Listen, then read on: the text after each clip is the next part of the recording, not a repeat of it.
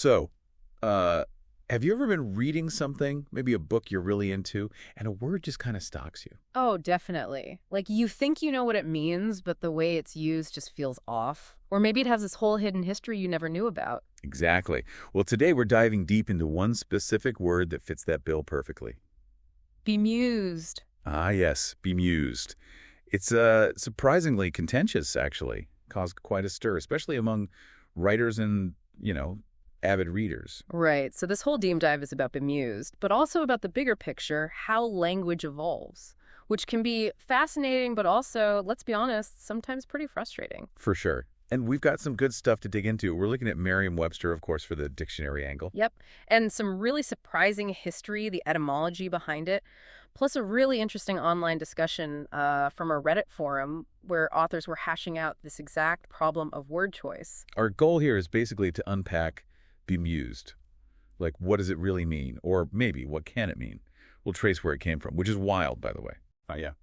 Looking forward to that. And see what its whole journey tells us about language change. And hopefully, you'll come away understanding bemused better, but also see how this applies to other words, too. Okay, let's get into the initial confusion then. This really seemed to blow up on that progression fantasy Reddit thread you mentioned. Yeah, the original post was pretty forceful about it. The main point was bemused means puzzled, confused, period. And not amused. They were very clear on that distinction. Very clear. And they laid out examples, which helps. So, for the correct use, meaning confused, they picture a character, let's call him John. Okay. John walks into a bar, sees inquisitors questioning someone. The text says John is bemused. And his reaction, he asks the bartender, what's going on with the Inquisition? Right, so his actions show he's puzzled, asking for information. Makes sense. Exactly. Clear cause and effect showing confusion. But Yeah. then they gave the improper example. Same John, same bar. This time, there's a bard singing a funny, kind of crude limerick. The text says John is bemused, and his comment is, the bard's up to his usual tricks. So there the context implies he's entertained, maybe slightly rolling his eyes, but definitely amused, not confused. Precisely. The poster argued that for bemused to be right in that scenario, John would need to be genuinely baffled. Like maybe he didn't get the joke, or he'd have to ask, wait, who's this new bard? Something showing confusion. Got it. And the frustration was about the reading experience, right? Yeah, the poster said it just takes me out of the flow of the story. You hit the word, it feels wrong based on context, and suddenly you're not immersed anymore. You're rereading, trying to figure out what the author meant to say. I can see how that would be jarring. Breaks the spell. But, okay, here's where it gets interesting, because then we look at the dictionary. Merriam-Webster. Right, and things get, well, more complicated, or maybe nuanced is a better word. So Merriam-Webster does define bemuse as, number one, to make confused, puzzle, bewilder, which lines up perfectly with the Reddit argument. Yep, definition 1, check. But then There's definition 2, to occupy the attention of, distract, absorb. Okay, that's a bit different already. But wait for it. Definition 3, to cause to have feelings of wry or tolerant amusement. There it is. So the dictionary does include an amused sense that kind of flips the script on the idea that it's strictly incorrect. It really does. And Merriam-Webster adds a little note that this amused meaning often shows up with the word wryly. Wryly bemused. Okay, so like a specific kind of amusement, maybe detached, a bit knowing. Seems like it. They gave examples like being wryly bemused by streaking. You're not confused, you're maybe slightly ironically amused. Or a writing style described as knowing, urbane, and wryly bemused. That paints a clearer picture. It's not laughing out loud funny, but a sort of dry, maybe slightly detached amusement. Exactly. And if you dig into the thesaurus entries for bemuse on Merriam-Webster, it reinforces this wider range. They group synonyms under 2 main ideas. First, synonyms related to interest, things like engross, fascinate, absorb, captivate. And second, synonyms related to bewilder, like perplex, confuse, baffle, mystify. So interest and bewilder. No separate category for amuse, but interest could certainly overlap with a kind of absorbed, perhaps wry, amusement. It definitely suggests the word isn't just about being puzzled. Right. It's got more going on under the hood than just confusion, which leads us nicely into the etymology because the origin story is something else entirely. Okay, I'm ready. You said it was wild. It really is. So bemused first pops up in print with Alexander Pope, the poet, like early 1700s, 1705, 1735. Okay. Famous poet. What does he mean by it? Get this. He meant inspired by or devoted to the Muses. You know, the Greek goddesses of art and poetry. Inspired by the Muses. Seriously. No. It's completely different from confused or amused. Totally different. He even used the phrase, a parson much bemused in beer. Okay, see, my first instinct there is confused by beer, like he drank too much. That's what most people think. But Pope likely meant the parson was lost in poetic thought. Perhaps fueled by beer, but focused on the Muses, not just muddled. But here's the kicker. Early dictionary writers, the lexicographers, they saw popes bemused in beer and apparently did think it meant confused by beer. No way. Yes, way. And that misinterpretation is what led to the bewilder or confused meaning getting cemented in dictionaries. So the meaning most people argue for as the correct one actually came from a mistake, a misreading of poetry. Pretty much. And there's more. Researchers have found the word used before Pope's 1705 letter back in 1694, 1701, 1703. All those earlier uses also referred to poets, which really backs up the idea that the original meaning was definitely tied to the Muses. Wow.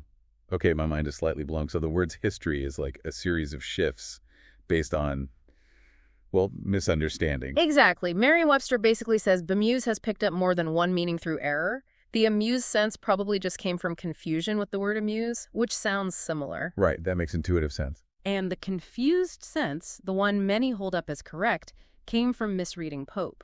So both common meanings are, in a way, deviations from the original muse-inspired sense. Yep. Merriam-Webster calls this whole process a peek inside the sausage factory of semantic change. Huh.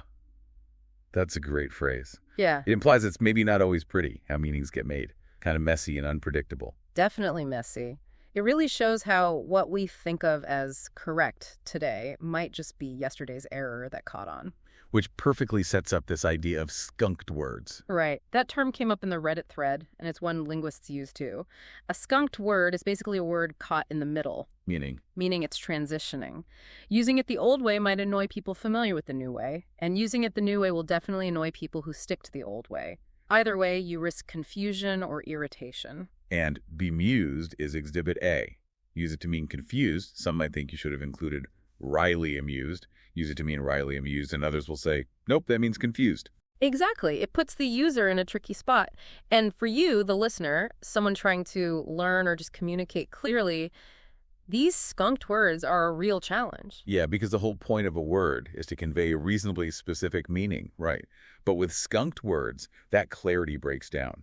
It really does. Context becomes absolutely critical. You have to do more work as a reader or listener to figure out the intended meaning, which, as that Reddit poster said, can pull you out of the flow. So you're saying bemuse isn't the only word causing this kind of headache? Oh, not by a long shot. The Reddit discussion flagged a bunch of others. It's a common phenomenon. Okay, like what else? Give us some examples. Well, a big one is nonplussed. Ah, yes. I hear this misused all the time. Originally means perplexed, right? Bewildered. Exactly. Yeah. Totally confused or taken aback. But so many people now use it to mean unimpressed, unfazed, the complete opposite. Right. Some will say, I was nonplussed by his argument, meaning they weren't bothered, when technically it should mean they were bewildered by it. Drives me nuts sometimes. Me too. It forces that mental double take. Another classic is ironic. Oh, boy. Don't get me started. The Alanis Morissette song effect. Yep. People use it for any coincidence or unfortunate event, like rain on your wedding day. Which is just bad luck, usually. Yeah. Not irony, unless maybe you're a meteorologist who specifically picked the date for its guaranteed sunshine. Right. Irony needs that twist, that contradiction between expectation and reality. Coincidence isn't enough. Hold up. Simpler ones, maybe, but still debated. Prone versus supine.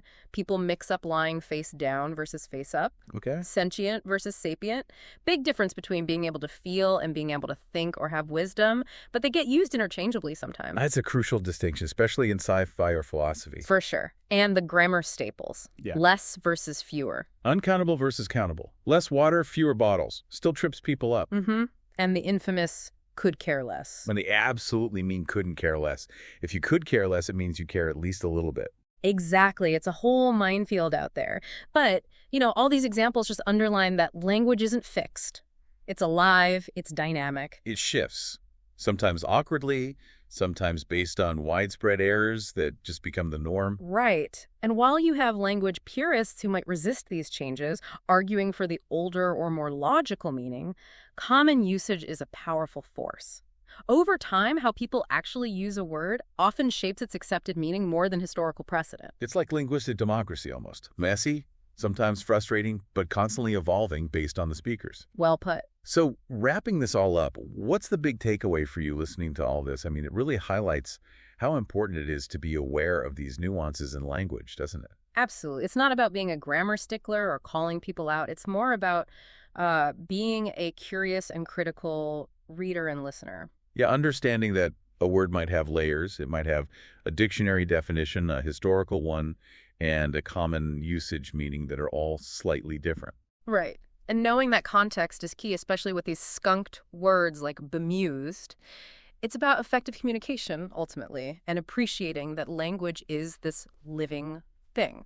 So maybe the final thought to leave you with is this. If even dictionary definitions, like the confused sense of bemused, can stem from historical mistakes or misinterpretations, what does that really tell us about the whole idea of a single correct definition? How much authority should we give dictionaries versus, how language is actually being used out in the wild? That's the million-dollar question, isn't it? It makes you wonder. What stands out to you when you think about where words get their meaning? How do you navigate this constantly shifting landscape? Something to chew on.